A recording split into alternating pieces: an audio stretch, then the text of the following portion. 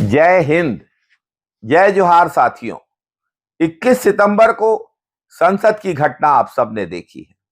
इस दिन नए संसद भवन में मोदी जी के नए भारत का और सांसदों के नए आचरण का गवाह पूरा देश बना है। क्यों ले रहे हैं मोदी साहब? सिरे नहीं ले रहे हैं, सिरे ले रहे हैं देश के वैज्ञानिक। ओए बड़े, ओए उग्रवादी, सिरे ले रहे हैं। उग्रवादी बोलने नहीं दूंगा कभी खड़ा होगा, ये बता रहा हूँ। उग्रवादी सर, ये जो श्रेय अगर जाता है तो देश के प्रधानमंत्री को जाता है। जब 1975 में इसकी बात बाहर देखो इस मुल्क को। हैरानी तो इस बात की है कि अभी तक दानिश अली जी को संसद से सस्पेंड नहीं किया गया। बताइए, अभी तक हैं दानिश अली जी, स्पीकर ने उनको सस्पेंड क्यों नहीं किया? इतनी अमर्यादित असंसदीय भाषा सुनी है दानिश अली जी ने संसद में बैठकर, इतना गंभीर अपराध किया है। भाजपा के इस अमृत काल कहे जाने वाले विष काल में उनको तो बर्खास्त कर देना चाहिए। भाजपा के संस्कारी नेता, शालीन नेता, सौम्य नेता, बेहतर चाल चरित्र वाले नेता रमेश विधुड़ी जी को दानिश अली जी ने भड़का दिया। साथियों, नए संसद में नए भारत का मोदी जी का सपना पूरा होता दिखाई दे रहा है। यह मोदी जी का नया भारत है जो सड़क से जुड़ा हुआ है। जो भाषा सड़क पर बोली जाती है वो अब सदन में बोली जा रही है। यही तो सपना है मोदी जी का और भाजपा का। यही तो सपना है एक नए भारत का। आपने देखा होगा भाजपा के सांसद रमेश विधुड़ी जी कैसे अपने मधुर और फूल जैसे शब्दों से बसपा सांसद दानिश अली जी को नवाज रहे थे और प्रधानमंत्री और भाजपा का सीना गर्व से फूलकर 56 इंच का हो गया। नए संसद भवन में मोदी जी ने कहा था, कौन आगे बैठेगा, कौन पीछे बैठेगा, इसका फैसला उसका आचरण करेगा। मैं पक्का मानता हूं कि यहां जो व्यवहार होगा ये निर्धारित करेगा कि कौन यहां बैठने के लिए व्यवहार करता है और कौन वहां बैठने के लिए व्यवहार करता है। जो वहां ही बैठे रहना चाहता है उसका व्यवहार क्या होगा, और जो यहां आकर के भविष्य में बैठना चाहता है उसका व्यवहार क्या होगा, इसका फर्क बिल्कुल आने वाले महीनों में देश देखेगा और उनके बर्ताव से पता चलेगा। ये मुझे पूरा विश्वास है। रमेश विधुड़ी जी ने तो अपना आचरण दिखा दिया और सामने की एक सीट अपने लिए फिक्स कर ली। इसी आचरण से तो भाजपा में मंत्रियों और सांसदों की सीटें फिक्स होती रही हैं। यही तो भाजपा का वास्तविक चाल चरित्र और चेहरा है।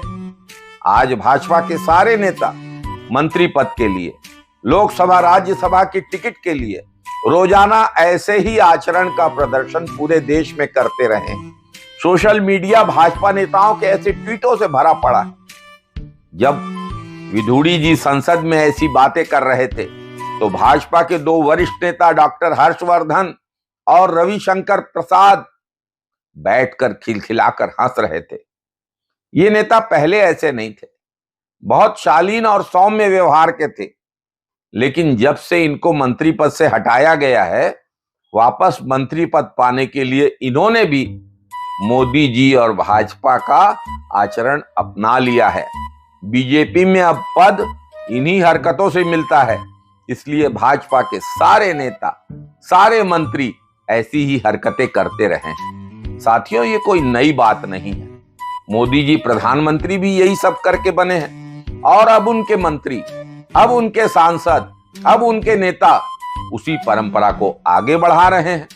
50 करोड़ की गर्लफ्रेंड और जर्सी गाय जैसे अशोभनीय शब्द बोलने वाला जब प्रधानमंत्री बन जाएगा तो लोगों में उम्मीद तो जागती है कि ऐसे ही अभद्र आचरण अपनाने से भला होगा।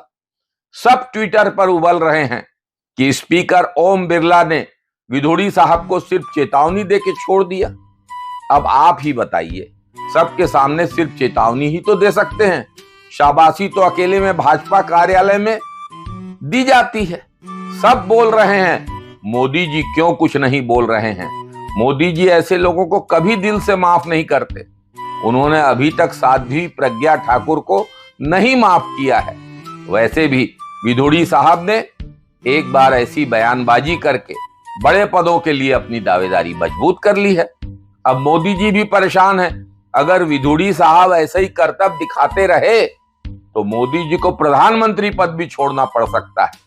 भाजपा के नेता विधोड़ी साहब के इन खूबसूरत लफ्जों के लिए दानिश अली को जिम्मेदार बता रहे हैं। दानिश अली ने भड़काया विधोड़ी साहब को, ऐसा भाजपा नेताओं का कहना है। लेकिन दानिश अली ने कैसे भड़काया, इसके बारे में कोई भाजपाई बता नहीं पा रहा है, कोई सबूत दे नहीं पा रहा है। कैमरे और माइक से भरे संसद में कोई ऐसा सबूत अभी तक भाजपाइयों को नहीं मिला है जो ये साबित करे कि दानिश अली ने भड़काया है। आईटी वाले जोड़ के तोड़ के अभी तक कोई एडिटेड वीडियो भी नहीं बना पाए हैं।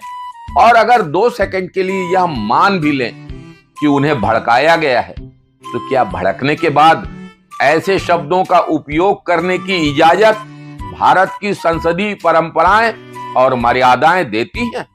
साथियों, जिन शब्दों का उपयोग संसद में हुआ है, अगर ऐसे शब्द सड़क में भी उपयोग किए जाते हैं तो आप ये मान लीजिए कि मोदी जी और भाजपा इस देश को जाति धर्म के आधार पर बांटने में सफल हो रहे हैं।